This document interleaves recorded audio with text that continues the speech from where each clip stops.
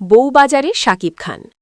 শ্রীলঙ্কার পর কলকাতায় শুটিং চলছে বাংলাদেশের শাকিব খানের সিনেমা প্রিন্সের। বাইকে চেপে বউবাজারে ঘুরতে দেখা গেছে ঢালিউড কিং খানকে। চুলে লালচে আভা ও রুখু ভাব, হাওয়ায় অবিন্যস্ত, মুখে ঘন দাড়ি গোঁফ, দুপুরের গনগনে রোদে মুখ চোখ রাঙা।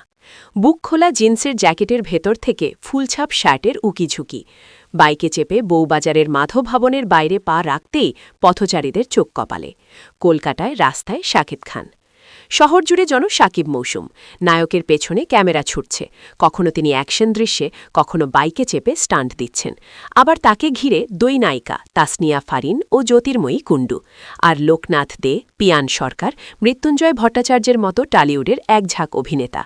শ্রীলঙ্কার পর ফেব্রুয়ারির দ্বিতীয় সপ্তাহ থেকে কলকাতায় নিঃশব্দে শুটিং চলছে পরিচালক আবু হায়াত মাহমুদের আসন্ন ঈদের cinema Prince once upon a time in ঢাকার। হাওড়া, বউবাজার, আলিপুর জেল হয়ে ভারতলক্ষ্মী স্টুডিও, সর্বত্র শাকিব খানের গতিবিধি। হাওড়ার শালিমার ওয়ার্কস, বহু বছর ধরে বন্ধ হয়ে পড়ে থাকা পুরনো কারখানা। কিছু যন্ত্রাংশ, পুরনো শেড এখনও যত্রতত্র ছড়িয়ে। এখানেই ৯ ফেব্রুয়ারি থেকে টিম নিয়ে সারা রাত ধরে শুটিং চলছে। এই সিনেমার মূল প্লট ৯০-এর দশকের ত্রাস কালা জাহাঙ্গীরকেই নাকি পর্দায় ফোটাতে চলেছেন কিং খান।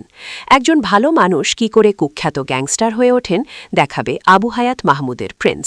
তারই টুকরো অংশ কিছু অ্যাকশন দৃশ্যের শুটিং হয় হাওড়ায়। গত ১১ ফেব্রুয়ারি বউবাজারের মাধব ভবন, মধ্য কলকাতার ক্রসিংয়ে বিশাল এলাকা জুড়ে অবস্থিত হালকা হলুদ রঙের বাড়িটির গায়ে সময়ের পলি। ঔজ্জ্বল্য হারিয়ে কিঞ্চিত ফ্যাকাশে। ভবনের সিংহদ্বারের দুই পাশে হরেক কিসিমের দোকান। সকাল থেকে ওই ভবন ধোঁয়ায় আবছা। কৌতূহলী পথচারী খানিক দাঁড়িয়ে বিষয়টি বোঝার চেষ্টা করছিলেন। কাজের তাড়ায় তারপরেই হনহনিয়ে এগিয়ে গেছেন গন্তব্যে। হঠাৎ জোরালো কণ্ঠে হাঁক, অ্যাকশন। ধীরে ধীরে ধোঁয়া ফুঁড়ে বেরিয়ে এলো একটি বাইক। যিনি বসে তাকে দেখলেই মনে হবে আর ৫ জন সাধারণের মতো তিনি নন। কেউ খেয়াল করেনি ওই অ্যাকশন হাঁক শুনেই ভিড় জমেছে বাইকারোহীর পেছনে।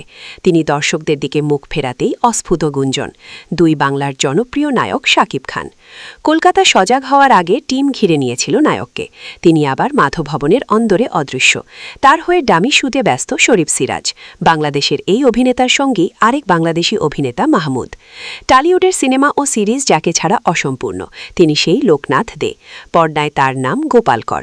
মাথার ৩.৫ চুল উল্টে আঁচড়ানো, পেছনে লম্বা বিনুনি, পরনে কালো শার্ট আর কালো সিল্কের লুঙ্গি, কপালে লাল তিলক। শাকিব অভিনীত তুফান সিনেমাতেও লোকনাথ ছিলেন নায়কের ডানহাত। পরপর দুটো ছবিতে অভিনয়ের সুবাদে নায়কের সঙ্গে সখ্য হয়েছে। পর্দায় গোপালের দুই শাগরেদ সিরাজ ও মাহমুদ। অভিনেতা লোকনাথ অর্থাৎ গোপাল করের স্ত্রীর ভূমিকায় দেখা যাবে পিয়ান সরকারকে। সিনেমায় লোকনাথের মৃত্যুর পর তিনি বসবেন স্বামীর গদিতে, হয়ে উঠবেন লেডি ডন, হাত মেলাবেন শাকিব অর্থাৎ কালা জাহাঙ্গীরের সঙ্গে। কুখ্যাত ডন হতে গেলে আগ্নেয়াস্ত্র চালানোই দক্ষ হতে হয়। শাকিবকে পর্দায় সে ব্যাপারে প্রশিক্ষণ দেবেন কে? নায়কের অন্যতম নায়িকা দিলরুবার ভাই বাবু এ বিষয়ে সহযোগিতা করবে।